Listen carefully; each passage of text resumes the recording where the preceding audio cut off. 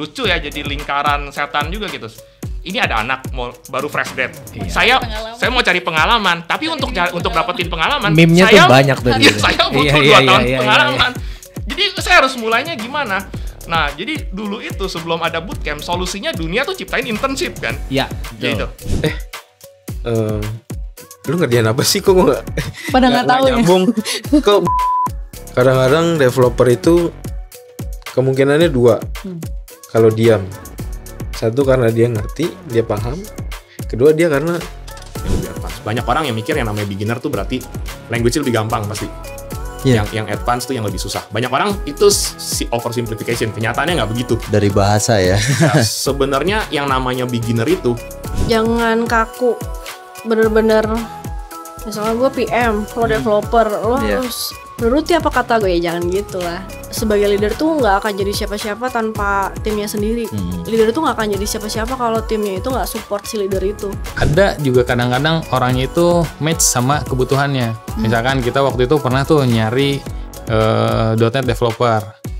Ternyata orang ini bisanya itu PHP. Bukan berarti dia nggak bisa, cuman kebutuhannya nggak ketemu, nggak sinkron gitu kan. pekerjaan programmer itu kalau kita pikir-pikir core atau non core sih ya. Kalau dibilang expandable atau non expandable, sudah pasti jawaban saya non expandable. Programmer itu belajarnya banyak sekali. Apa sih yang kamu takutin? Lalu mereka mulai punya fantasi, katanya orang tuanya cerita seperti ini. Oh, kalau namanya pekerja outsource tuh disuruh kerjain projectnya klien, disuruh juga kerjain projectnya internal. Saya ketawa. Nggak ada begitu. Sebenarnya kan perkembangan terus meningkat nih. Perkembangan permintaan klien terus meningkat. Nah, kita coba untuk kita nggak bisa cuma 1 skill. Di tim nggak bisa cuma 1 skill. Minimal 2. Bisa native, bisa hybrid. 1 native, 1 hybrid seenggaknya.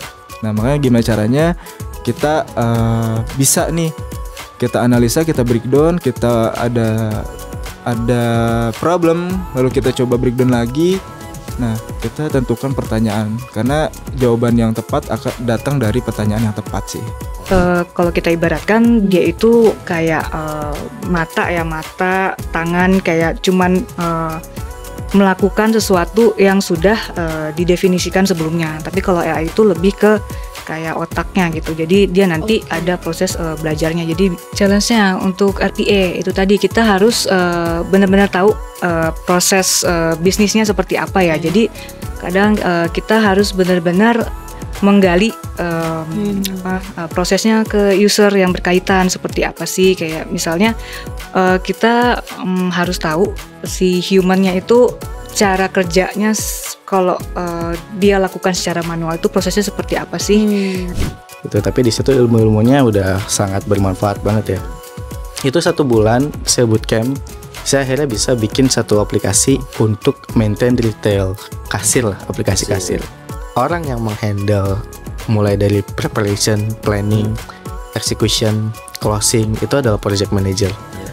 Gitu. Jadi yang pertama kali turun dalam sebuah project untuk menganalisa ini nih project ini bisa jalan atau tidak, itu adalah project manager.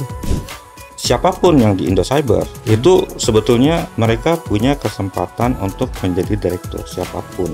Kalau diajak main game, rajin tuh datangnya. Tapi kalau diajak kerja, susah tuh datangnya, ya kan? Nah, gimana kalau seandainya kerjanya dianggap kayak main game?